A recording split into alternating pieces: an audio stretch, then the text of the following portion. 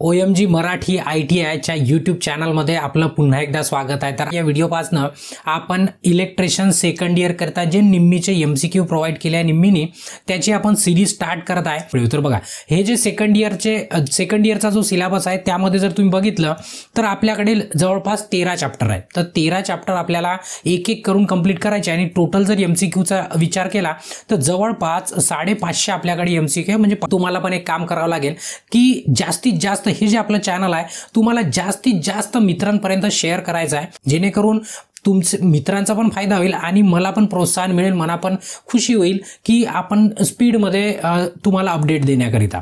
तर आपण एक एक चॅप्टर पहिल्या चॅप्टरपासून स्टार्ट करू आणि अजूनपर्यंत जर तुम्ही चॅनलला सबस्क्राइब नसेल केलं तर काय करा, चॅनलला सबस्क्राइब करा। तर हा आजचा आपला पहिला क्लास। तर पहिला जो मॉड्यूल आहे तो आहे आपला DC जनरेटर। हा आहे आपला आजचा पहिला प्रश्न। तर पहिला प्रश्न स्टार्ट करताय, what is the name of part X। जिथे X लिहिलं आहे त्या पार्टचं नाव काय, मराठीमध्ये जर वाचलं तुम्ही DC जनरेटर मध्ये X म्हणून चिन्हांकित केलेल्या भागाचे नाव काय। तर काय तर मी तुम्हाला सांगून देतो बघा, याला आपण कम्युटेटर म्हणतो। काय सी उत्तर काय राहील, बिलकुल बरोबर। प्रश्न आहे what is the name of DC generator. आता जनरेटर म्हटलं की कॉन्सेप्ट लक्षात ठेवायचं की आपल्याला आता इलेक्ट्रिसिटी मिळणार आहे आणि मोटर म्हटलं की लक्षात ठेवायचं आपल्याला इलेक्ट्रिसिटी द्यायची। जर बघितलं तर या डायग्राम मध्ये तुम्ही इझिली जर बघाल तर ही एक वाइंडिंग आणि ही एक वाइंडिंग आहे। जशा दोन वाइंडिंग दिसल्या 100% नाही तो सिरीज असणार नाही पॅरलल असणार, तो दोघांचं कॉम्बिनेशन असणार। हे आन्सर बरोबर राहील, डिफरन्शियल। तीसरा क्वेश्चन आहे what is the rule to use the find the direction of induce EMF in DC generator. D answer काय राहील, बरोबर राहील। Which formula is use to calculate the generated EMF in DC generator. DC जनरेटरचा जे EMF generate होणार आहे त्याचा formula काय असा, तुमचा सी आन्सर काय राहील, बिलकुल बरोबर आहे। ठीक आहे, नंतर आहे what is the formula to calculate the back EMF। हा प्रश्न आहे दुसऱ्या चॅप्टरचा, पण आता निम्मीवाल्यांनी पहिल्या चॅप्टरमध्ये टाकला तर याला मंडळ काही करू शकत नाही। सी आन्सर काय, बिलकुल बरोबर आहे। ठीक आहे, चला नेक्स्ट क्वेश्चन आहे त्याच्यानंतर what is the name of the part X। इथे विचारला आहे की X पार्टचं नाव काय आहे, आपलं डी आन्सर काय राहील, बिलकुल बरोबर राहील। ठीक, what is the name of DC generator. ठीक आहे, आता डी आन्सर काय, बिलकुल बरोबर आहे। ठीक आहे, which energy is converted into electrical energy by generator. D answer आपलं काय फायनल आहे। What is the name of DC generator. आता बघा डी आन्सर काय राहील, बिलकुल बरोबर राहील। ठीक आहे, what is the principle of DC generator. आता बघा डी आन्सर काय राहील, बिलकुल बरोबर राहील। ठीक आहे, what is the formula for dynamically induce EMF। बाबा आणि सी ऑप्शन काय राहील, बिलकुल बरोबर राहील। याच्या which rule is use to find the direction of magnetic field. आता बघा मॅग्नेटिक फील्डची डायरेक्शन माहित करण्याकरता म्हणजे चुंबकीय क्षेत्राची दिशा शोधण्याकरता कोणता नियम वापरला जातो। आता बघा काय राहील, राईट राहील, म्हणजेच उजव्या हाताचा नियम फ्लेमिंगचा, जो आपल्याला त्यांनी गिफ्टमध्ये दिला आहे आणि खूप महत्त्वाचा आहे। तर त्याचा डी आन्सर काय राहील, बिलकुल बरोबर राहील। चला नेक्स्ट प्रश्न आहे त्यानंतर what is the name of the part of DC generator. आता ठीक आहे, तर याचा डी आन्सर काय राहील, बिलकुल बरोबर राहील। ठीक आहे, त्याच्यानंतर आहे नेक्स्ट प्रश्न आहे how many parallel path in duplex lap winding. आता बघा न्यूमेरिकल मी तुम्हाला या सिरीजमध्ये सांगून देतो की न्यूमेरिकल आपण याचे सेपरेट शिकणार आहे किंवा सेपरेट मी याला शिकवणार। डुप्लेक्स म्हणजे 2 होतो, तर 2 असल्या कारण आपण काय करू 2 गुणिले 4 जर केलं त्याचा आन्सर काय येते 8 येते। याचं आन्सर काय राहील, 8 बिलकुल बरोबर राहील। ठीक आहे, त्याच्यानंतर name the part of DC generator. आता डी आन्सर काय, बिलकुल बरोबर आहे। ठीक आहे, नंतर how interpole are connected in DC generator. आता बघा हे ए आन्सर काय राहील, बिलकुल बरोबर राहील। ठीक आहे, what is the necessity of residual magnetism mean self excited DC generator.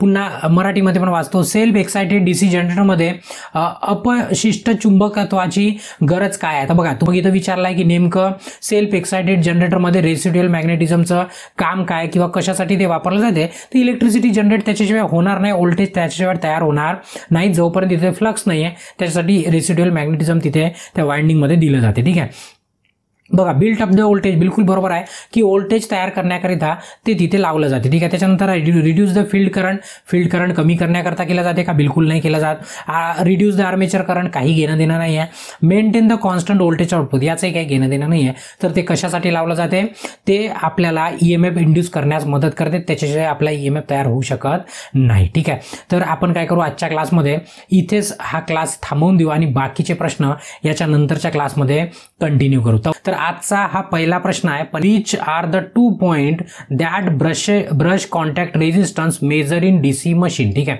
आता मी इंग्लिशमध्ये वाचला, आता पुन्हा एकदा मराठीमध्ये पण वाचून घेतो, मग तुम्हाला त्याचा अर्थ सांगतो. बघा, मशीनमध्ये ब्रश संपर्क प्रतिरोधकता मोजणारे 2 बिंदू कोणते आहेत? आता प्रश्न आपला सी ऑप्शन बिलकुल बरोबर राहू शकते की resistance between the brush and commutator, या दोघांमधलं रेजिस्टन्स आपल्याला मेजर करता येईल. ठीक आहे, which voltage drop is indicate in the point mark as x. आता इथं म्हटलं एक्स म्हणून चिन्हांकित केलेल्या भागाला कोणता व्होल्टेज ड्रॉप दर्शविला आहे? तर तुम्ही सी ऑप्शन काय राहील बिलकुल बरोबर. ठीक आहे, What is the name of compound generator if the shunt field is connected in parallel with the armature? बघा, याच्या म्हणून याचा डी आन्सर काय राहील बिलकुल बरोबर. बघा, why the armature core of DC generator is laminated. ठीक आहे, आता लॅमिनेटेड म्हणजे काय? DC generator armature core laminated का असते? तर बघा, डी उत्तर बिलकुल बरोबर होतं. ठीक आहे, why armature resistance of DC generator is very low. आता बघा, ही ऑप्शन काय बिलकुल बरोबर आहे. चला, नेक्स्ट प्रश्न आहे त्यानंतर, why the DC generator should run in clockwise direction only. आता बघा, ही ऑप्शन काय बिलकुल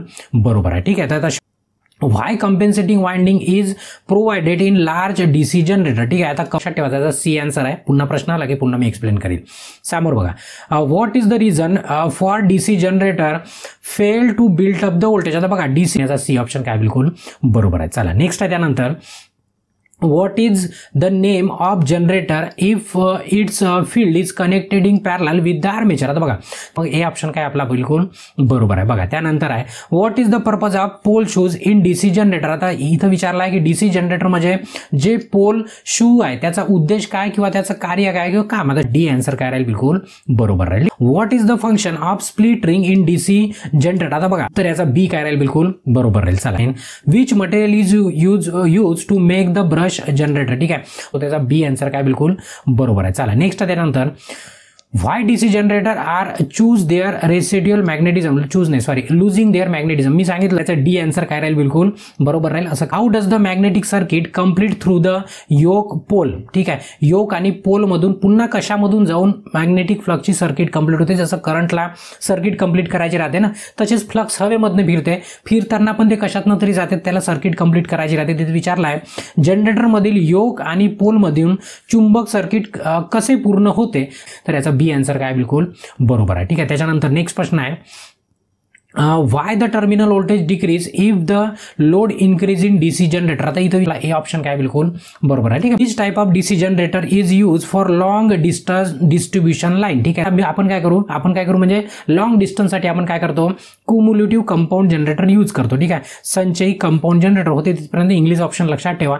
कावरून तर काय होतं, पेपरमध्ये कधी इंग्लिशलाच तिकडे मराठीमध्ये लिहून राहते, तर मग त्याच्यामुळे काय होते, तुमचा गोंधळ होऊ शकतो. म्हणून इंग्लिश लक्षात ठेवा. काही कठीणचं नाही, एकदम सोपं आहे. तुम्ही हुशार आहे, मला तेही माहित आहे. ठीक आहे, बघा, क्युम्युलेटिव्ह कंपाऊंड आणि हे डिफरन्शियल. कधी वेल्डिंगवाला जर प्रश्न आला ना, डिफरन्शियल आन्सर आहे लक्षात ठेवायचं.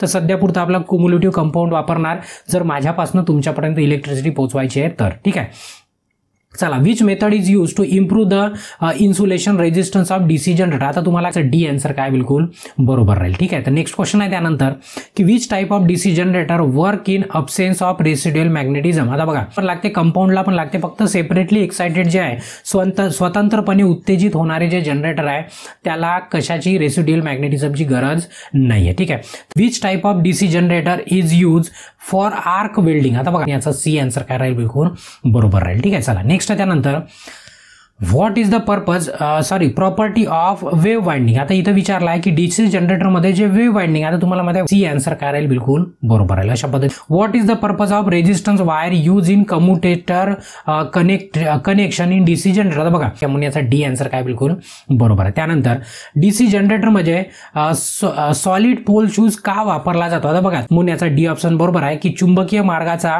अनिच्छा कमी करण्यासाठी, म्हणजे डी ऑप्शन काय बिलकुल बरोबर राहील. चला, नेक्स्ट आहे त्यानंतर, which metal is use to make the large capacity DC generator. आता इथे प्रश्नामध्ये विचारला आहे की मोठ्या कॅपॅसिटीचा जर तुम्हाला डीसी जनरेटर बनवायचा असेल तर तुम्ही काय वापराल.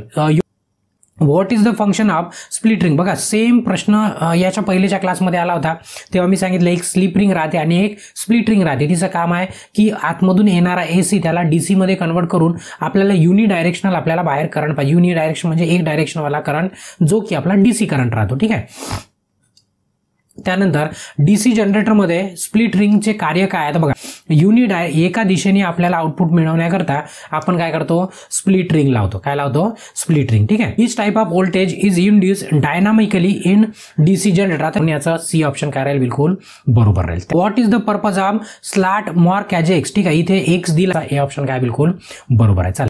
What is the purpose of field coil. आता याचा सी ऑप्शन काय राहील, बिलकुल बरोबर राहील. Which metal is use to make the pole core. त्याचा सी ऑप्शन काय बिलकुल बरोबर आहे. चालेल.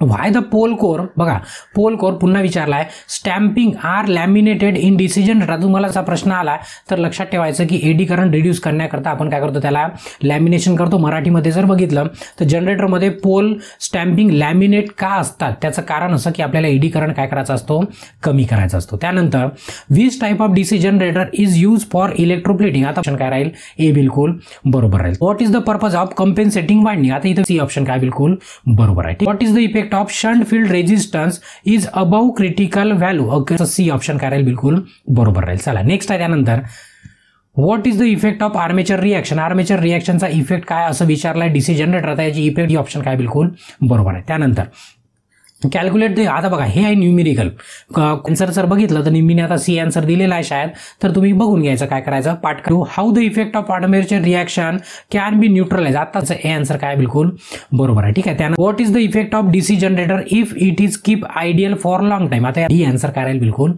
बरोबर राहील. ठीक आहे. यानंतर पुन्हा 54 नंबरवरती न्यूमेरिकल आहे आणि या न्यूमेरिकलचं आन्सर 640 येते.